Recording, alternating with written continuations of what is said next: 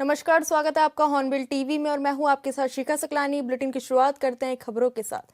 नैनीताल के हल्द्वानी में वरिष्ठ नागरिक सम्मान एवं खेल समारोह का आयोजन किया गया, जिसमें सीएम पुष्कर सिंह धामी ने मुख्य अतिथि के रूप में प्रतिभाग किया। कार्यक्रम को संबोधित करते हुए सीएम धामी ने डबल इंजन सरकार की बड़ी उपलब्धियों पर जोर दिया।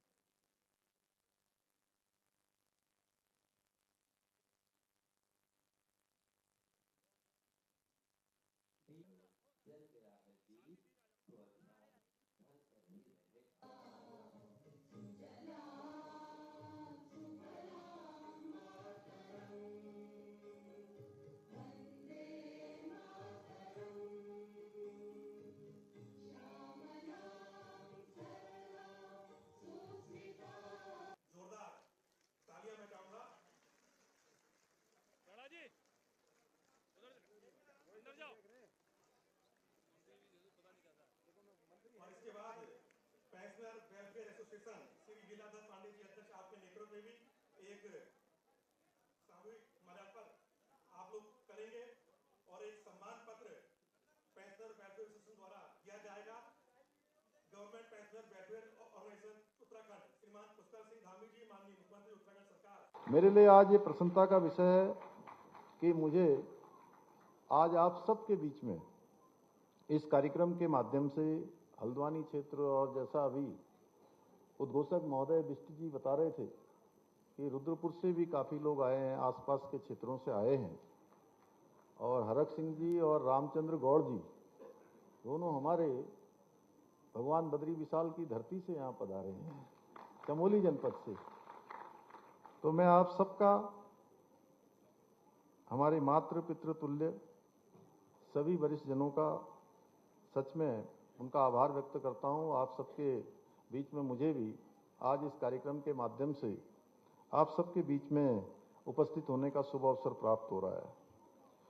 और ये आप सभी हमारे वरिष्ठ जनों का स्नेह और आशीर्वाद ही है कि मुझे राज्य के मुख्य सेवक के रूप में निरंतर कार्य करने की ऊर्जा और प्रेरणा प्रदान करती है। आप सबकी ये उपस्थिति सच में, जितना आप भी नहीं सोच रहे होंगे यहाँ आने के लिए, उससे कई गुना मेरे अंदर ऊर्जा का संचार कर रही है।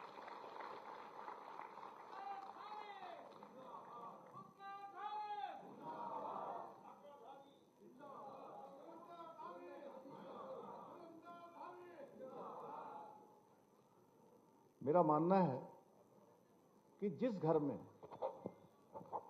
वो हमारे ऊपर बड़ी संख्या में बेटियां भी बैठी हैं एनसीसी की, जो एनसीसी हमारी अनुशासन की प्रतीक है, डिसिप्लिन, संयम, नियम, आचार व्यवहार। तो मैं इन सभी बेटियों के भविष्य के भी, उनके उज्जवल भविष्य की भी कामना करता हूं। मैं उनको भी शुभकामनाएं देता हूं।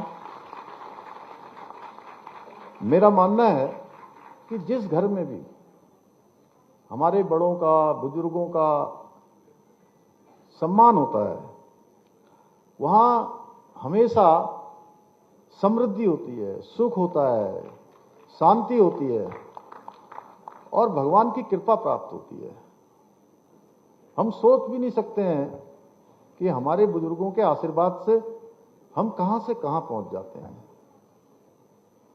कोई भी अगर कहीं पहुंचा है तो उसमें उनके माता पिता का, उनके बड़े बुजुर्गों का, गुरुजनों का बहुत बड़ा आशीर्वाद होता है। जैसे बरगद की विशाल जड़ें पूरे वृक्ष को थामे रखती हैं, वैसे ही हमारे जो बुजुर्ग होते हैं, वरिष्ठ जन होते हैं, उनका आशीर्वाद होता है, उनकी शुभकामनाएं होती हैं, उनका मार्गदर्शन होता है। वो हमारे समाज को भी परिवार को भी वो एक मजबूत जड़ों की तरह हमेशा थामे रखती हैं, वृक्ष को कभी डगमगाने नहीं देती हैं। उसी प्रकार से हमारे आप सब बुजुर्गजन भी हैं। मैं स्वयं को बहुत सौभाग्यशाली मानता हूं कि मुझे आप सभी अनुभवी वरिष्ठ जनों का सदैव मार्गदर्शन मिलता है, सदैव आपका प्यार मिलता है, आशीर्वाद हमेशा मिलता रहता है। हमारे वरिष्ठ जन केवल परिवार के ही नहीं बल्कि पूरे समाज के, पूरे देश के एक अमूल्य धरोहर हैं। आपका जो अनुभव है, जीवन में जो तमाम बसंत आपने देखे होते हैं, ऊंचाई नीचाई, तमाम चुनौतियां, परेशानियां, जीवन में आने वाली अनेक समस्याएं, वो सच में वो आपका मार्गदर्शन हमारे लिए एक ध्रुव तारे की तरह समान है, जिसे देखकर कोई व्यक्ति अनजान रास्ते, निर्जन जगहों पर भी सही दिशा की जानकारी प्राप्त कर लेता है। और हमारी जो सनातन संस्कृति है, उस सनातन संस्कृति में हमारे वरिष्ठ जनों का, हमारे बुजुर्गों का स्थान बहुत महत्वपूर्ण माना गया है। हमारे शास्त्रों में कहा गया है, अभिवादन शीलस्य नित्यम वृद्धोपस्ये बिन्द्रु चत्वारि तस्य वर्धन्ते आयु विद्या यशो बलम। हमारे रयाल साहब उसके आगे पढ़ रहे हैं, वहां से जो है, चूंकि ये बड़े ज्ञाता हैं, तो जो व्यक्ति अपने बड़ों का, बुजुर्गों का सम्मान करता है, सेवा करता है, उसके जीवन में आयु, ज्ञान, यश, बल सभी की वृद्धि होती है। और मैं सच में बताऊं कि कभी मैं अस्पताल जाता हूं, कभी बुजुर्गों से मिलने जाता हूं, किसी भी, तो मुझे लगता है कि हमारा भाव इनके प्रति जितना अच्छे से अच्छा हो सकता है उतना हमको बनाना चाहिए उस समय, क्योंकि एक दिन तो सभी को बुजुर्ग हो जाना है। राज्य में वन संसाधनों के बेहतर उपयोग और स्थानीय लोगों की आय बढ़ाने के लिए सरकार नई नीति पर काम कर रही है, जिसके तहत वन क्षेत्रों में मधुमक्खी पालन को बढ़ावा देने के लिए बी बॉक्स लगाने की अनुमति दी जाएगी और इसे फॉरेस्ट के वर्किंग प्लान में शामिल किया जाएगा।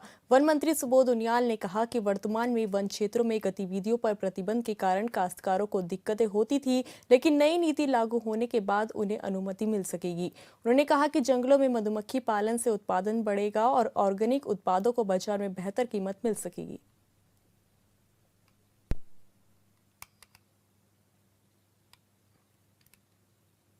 तो स्थानीय काश्तकार बॉक्स लगाया गया ना, क्योंकि अभी वनों के क्षेत्र में प्रतिबंध है कि अगर आदमी जाएगा तो कहीं ना कहीं उसको कई बार होता है कि प्रतिबंधित क्षेत्र में आप जा नहीं सकते, तो उसके लिए नीति बनाने का निर्णय हुआ कि किस तरह के फॉरेस्ट के वर्किंग प्लान में इसको शामिल किया जाएगा, ताकि क्योंकि वर्किंग प्लान में शामिल होने के बाद ही अनुमति दी जा सकती है। तो उसको लेकर चीफ सेक्रेटरी और फॉरेस्ट सेक्रेटरी और एग्रीकल्चर सबको मिलकर के एक ऐसा प्रारूप तैयार करने के लिए कहा गया जिससे कि वन पालन में जो हमारे राज्य में पोटेंशियल है उसको हम एक्सप्लोर करते हुए उसका फायदा हम काश्तकार को मिल सके। देखिए, जंगलों से घिरे हुए क्षेत्र, देखो इसमें पोलराइजेशन होता है, तो जंगल में रहने से एक तो देखिए ज्यादा उत्पादन का और ऑर्गेनिक उत्पादन की संभावनाएं फॉरेस्ट प्रोड्यूस होगा बढ़ जाएंगी, जिसके दाम बाजार में सामान्य शहर के मुकाबले बहुत ज्यादा। महिला वंदन अधिनियम बिल पर संसद में विपक्ष के विरोध के बाद बीजेपी ने कांग्रेस पर बड़ा हमला बोला है। प्रदेश महामंत्री कुंदन परिहार ने कहा कि कांग्रेस ने मातृशक्ति के हक पर डाका डाला है।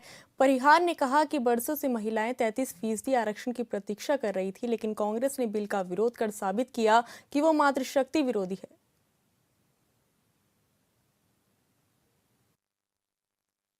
देखिए, कांग्रेस ने मातृशक्ति के हकों में डाका डाला है, उन पर कुठाराघात किया है, और जो मातृशक्ति बरसों से इस बिल की प्रतीक्षा में थी कि 33% महिलाओं को संसद में और राज्य के विधानसभाओं में आरक्षण उनको दिया जाएगा, तो कांग्रेस ने उस बिल को विरोध करके ये दर्शाया है कि वो मातृशक्ति की विरोधी है।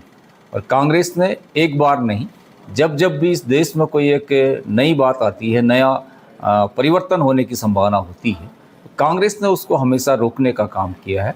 और इसी प्रकार से आज ये जो मातृशक्ति ने इस कांग्रेस के विरोध में एक अपना मन मस्तिष्क बना लिया है कि आने वाले जो भी चुनाव होंगे तो कांग्रेस का सभी मातृशक्ति विरोध करेंगी। कल का जो जन आक्रोश रैली मातृशक्ति के द्वारा की गई थी, उसमें विभिन्न संगठनों के मातृशक्ति वहाँ पर आई हुई थी और उनका आक्रोश कांग्रेस के विरुद्ध था। और इसी प्रकार से राज्य की विधानसभाओं में भी विधानसभा के माध्यम से जो कांग्रेस ने महिलाओं के हकों को छीनने का काम किया है, उसके विरोध में भी कल निंदा प्रस्ताव अनेकों राज्यों के विधानसभाओं में हुआ है। और इस उत्तराखंड में भी यहाँ की विधानसभा ने भी उसकी निंदा की है कि जिस प्रकार से कांग्रेस ने उनके हकों को लूटने का काम किया। मुख्यमंत्री पुष्कर सिंह धामी ने उत्तराखंड मदरसा बोर्ड खत्म करने का ऐलान किया है। राज्य के सभी मदरसों में सिर्फ राज्य शिक्षा बोर्ड का पाठ्यक्रम पढ़ाया जाएगा। वहीं इस विषय पर सियासत भी तेज हो गई है। कांग्रेस का कहना है कि पहले जर्जर सरकारी स्कूलों पर ध्यान देना चाहिए। वहीं कांग्रेस ने आरोप लगाया है कि सरकार धर्म विशेष को टारगेट कर रही है। वहीं बीजेपी विधायक विनोद चमोली ने कांग्रेस पर पलटवार किया। उन्होंने कहा कि कांग्रेस सरकार के हर निर्णय का विरोध करती आई है। मदरसा बोर्ड हमने समाप्त किया है, जहाँ बच्चों के साथ में जास्तियाँ हो रही थी। आपने तमाम देखा कि किस तरह के उत्पीड़न के मामले सामने आए। सही दिशा में उनकी शिक्षा को नहीं ले जाया जा रहा था, जिसके कारण आने वाला समय उनके भविष्य के लिए उचित नहीं था। आज हमने इसको मदरसा बोर्ड को समाप्त करके और जो हमने इसमें परिवर्तन किया है, ये इसी दृष्टि से किया है कि उनके ये मुस्लिम समाज के जो बच्चे हैं उनको भी आधुनिक शिक्षा से जोड़ा जा सके और उनको सारी सुविधाएं मिल सके जो सरकारी स्कूलों में बच्चों को मिलते हैं। वो कैरिकुलम उन पर भी लागू हो जो आम बच्चों पर होता है, तो उनको तो खुश होना चाहिए। लेकिन कांग्रेस को ये लगता है कि शायद इसका विरोध करके वो मुस्लिम वोटर को कहीं ना कहीं अपने साथ में जोड़ पा रहे हैं। लेकिन मैं समझता हूँ जो समझदार मुसलमान है वो इसका स्वागत भी कर रहा है और कांग्रेस को बहुत नजदीक से देख रहा है कि कांग्रेस कई बार तुष्टिकरण के लिए गलत चीजों का भी समर्थन कर रही है और ये पूरा समाज इसको देख रहा है। उत्तराखंड की सियासत और संगठन की मजबूती को लेकर कांग्रेस ने अपनी सक्रियता बढ़ा दी है। कांग्रेस के प्रदेश प्रभारी का आगामी 5 दिवसीय उत्तराखंड दौरा बेहद अहम माना जा रहा है। इस दौरे को लेकर कांग्रेस के प्रदेश अध्यक्ष गणेश गोदियाल ने बड़ा बयान दिया है। उन्होंने कहा कि प्रदेश प्रभारी का ये 5 दिनों का प्रवास उत्तराखंड कांग्रेस के लिए मील का एक पत्थर साबित होगा।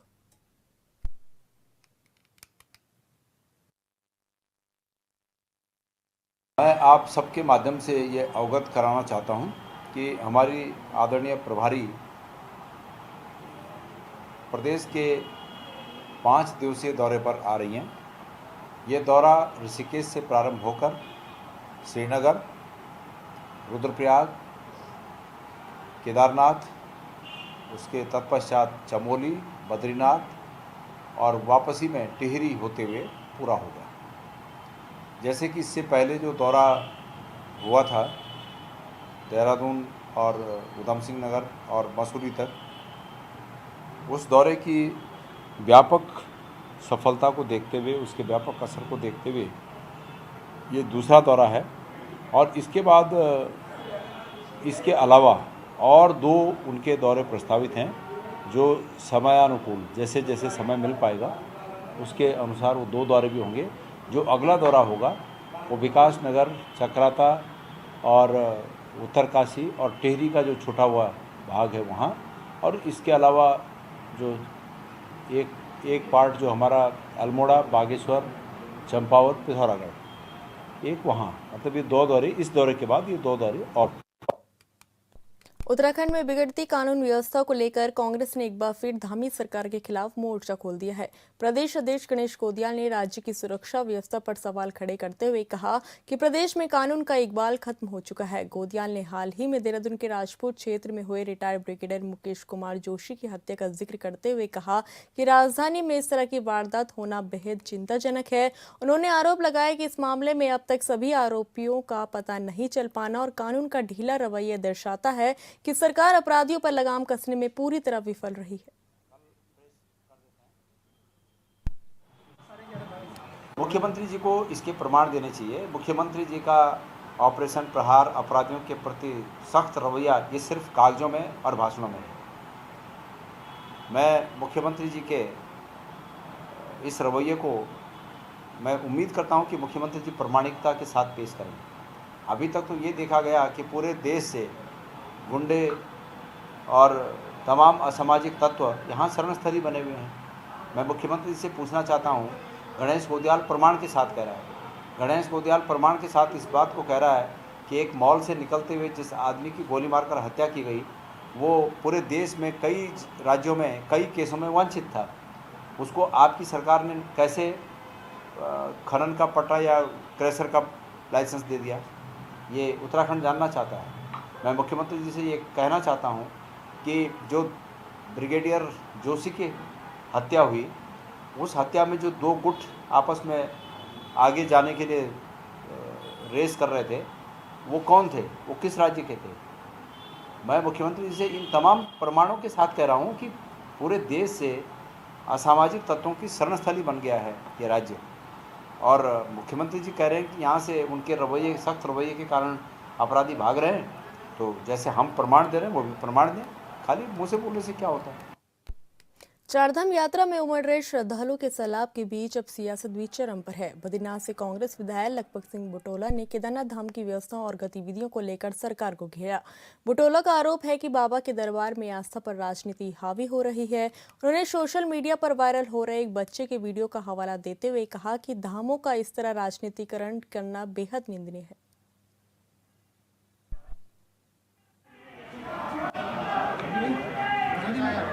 मैं एक बात कह सकता हूं कि आपने इस समय पहली बार ऐसा देखा होगा कि जब गौरीकुंड से केदारनाथ की ओर जाते हैं तो एक पार्टी का झंडा ले जाया जा रहा है और नारे लगा करके स्थानीय लोगों को डराने का काम किया जा रहा है, स्थानीय दुकानदारों को धमकाने का काम किया, और प्रशासन उन्हीं लोगों को जो उपद्रव पैदा कर रहे हैं उन्हीं का समर्थन कर रहे। ये बहुत ही निंदनीय है। ये जो प्रशासन पे बहुत बड़ा यक्ष प्रश्न है कि प्रशासन वो झंडे के साथ केदारनाथ धाम कैसे जाने दे सकता। मैंने पिछली बार भी इसको कहा था कि जब केदारनाथ में आप न देखें लेजर मॉनिटरिंग हो रही थी, उसका भी हमने विरोध किया था कि भाई कि धामों में इस तरह का किसी प्रकार का किसी पार्टी का हो या किसी इस व्यक्ति का किसी प्रकार का वो नहीं चलना चाहे, और विशेषकर कोई किसी पार्टी से जुड़ा हो। लेकिन वहाँ पे हमारे करोड़ों लोगों की धार्मिक आस्था है, उस आस्था के साथ खिलवाड़ नहीं होना चाहिए। एक तो ये बड़ा आपने अच्छा सवाल पूछा, ये मैं ज़रूर कह सकता हूँ कि इस तरह की गतिविधियाँ नहीं होनी चाहिए। इस काम को नरजोर विरोध करते हैं। कांग्रेस की प्रदेश प्रभारी कुमारी शैलजा 6 से 11 मई तक उत्तराखंड दौरे पर रहेंगी। कांग्रेस को उम्मीद है कि उनके दौरे से संगठन मजबूत होगा और चुनाव में फायदा मिलेगा। वहीं बीजेपी विधायक ने कुमारी शैलजा के दौरे पर चुटकी लेते हुए कहा कि बीजेपी विधायक विनोद चमोली ने कहा कि कुमारी शैलजा के पिछले दौरे के बाद ही हरीश रावत का 15 दिन का राजनीतिक वनवास और कांग्रेस की गुटबाजी जनता के सामने आई। अब दौरा बढ़ने से और विवाद सामने आएंगे। उन्होंने कहा कि कुमारी शैलजा के आने का यही परिणाम रहा है कि उनके दौरे के बीच कई विवादित और कांग्रेस नेताओं के आपसी झगड़े को मामले सामने आएंगे।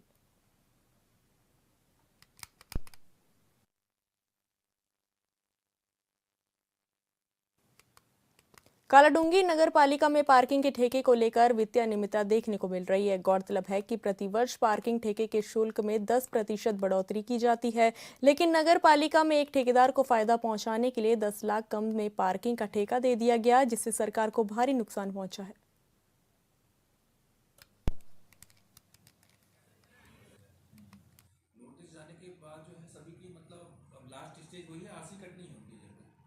पालिका परिषद कालाडूंगी की बात है। जिस तरह से ये नगर पालिका इस तरह के विषयों में हमेशा चर्चा में रही है, और इस बार नगर पालिका प्रशासन ने एक ऐसा काम करके दिखाया है जो शायद पूरे उत्तराखंड के अंदर ये एक उदाहरण होगा, और ये उच्च अधिकारी और सरकार के संज्ञान में आने पर निश्चित इस विषय पर कार्रवाई होगी। क्योंकि जो ठेका 17.5 लाख में विगत वर्ष हो रहा था, यानी हर साल 10% की बढ़ोतरी ठेके के अंदर नगर पालिकाओं के अंदर होती है। गत वर्ष वो 17.5 लाख का हुआ था, तो इस वर्ष उसको 7.5 लाख में तो हो ही नहीं सकता है। तो ये बहुत बड़ी वित्तीय अनियमितता है। अधिशासी अधिकारी ने जो ये कार्य किया है, नगर पालिका परिषद ने जो ये कार्य किया है, इसके खिलाफ इस बात को मैं भारतीय जनता पार्टी का कार्यकर्ता होने के नाते इस बात को मैं अपने उच्च पदाधिकारियों के संज्ञान में भी इस विषय को लाऊंगा कि किस तरह से कालाडूंगी के अंदर में नगर पालिका के अंदर वित्तीय अनियमितता की जा रही है खुलेआम, खुलेआम इस तरह के कार्य किए जा रहे हैं जिससे सरकार को आर्थिक नुकसान पहुंचाया जा रहा है। हमारा जो पिछली वित्तीय वर्ष मार्च तक है उसके बाद हमने समय से इसकी निविदा प्रकाशित की थी, लेकिन 4 बार टेंडर करने के बाद भी जो है उसमें टेंडर बिके तो थे लेकिन टेंडर किसी ने डाला नहीं था। तो उसके बाद बोर्ड मीटिंग के माध्यम से जो इसका रेट जो डिसाइड हुआ था कोई मतलब सरकारी दर हमने तय नहीं किया है। उसके बाद 5वीं बार जो टेंडर ये हुआ है तो उसको 7,55,000 रुपये में अभी इसको पार्किंग का ठेका किया गया। सर ने इसलिए जो है उसको देखते हुए 5 बार टेंडर किया और 5वीं बार जाके हमें जो है इसको फाइनल करना पड़ा। और जैसे कि तहसीलदारी का ठेका भी हमारा इस बार जो था 19 लाख की हमारी सरकारी डिमांड थी, लेकिन तहसीलदारी का ठेका 10 लाख रुपये ज़्यादा हमें मिला है। नहीं, विरोध तो नहीं, सभी की सहमति है, ऐसा कोई विरोध इसमें नहीं है। जो है 3-4 बार तो ये कैंसिल करा गया है मिली भगत से नगर पालिका की। दूसरा जो है इसमें 14,80,000 रुपये करीब यहाँ शादी छोटे के नाम से भरे गए थे, उसको कैंसिल करने के बाद ये जो ठेका दिया गया है मिली भगत से नगर पालिका से, ये 7 लाख करीब 55,000 रुपये का गया है। और इसमें जो है बहुत बड़ी चीटिंग हुई है और ये सब धांधली चली है नगर पालिका की। पिछले साल जो था ये ठेका 17 लाख में था, 17 लाख में से 10 लाख रुपए कम करने के बाद 7 लाख रुपए का दिया गया, 7,55 का। ये पूरी धांधली है और इसमें नगर पालिका पूरी तरीके से इन्वॉल्व है और इसके लिए मैं कोर्ट भी जाऊंगा, मुझे जाना पड़ेगा तो मैं कोर्ट भी जाऊंगा, लेकिन ये सच्चाई में खोलकर दिखाऊंगा मीडिया को। पर्यटन नगरी मसूरी में मौसम ने अचानक करवट ली। बारिश और ओलावृष्टि ने तापमान में भारी गिरावट ला दी, जिससे पर्यटकों में खुशी की लहर दौड़ गई। दिन भर उमस और चिलचिलाती धूप के बाद बदले मौसम ने पूरे क्षेत्र को ठंडा कर दिया। मौसम विभाग के अनुसार हल्की बारिश और तापमान में गिरावट का सिलसिला जारी रह सकता है।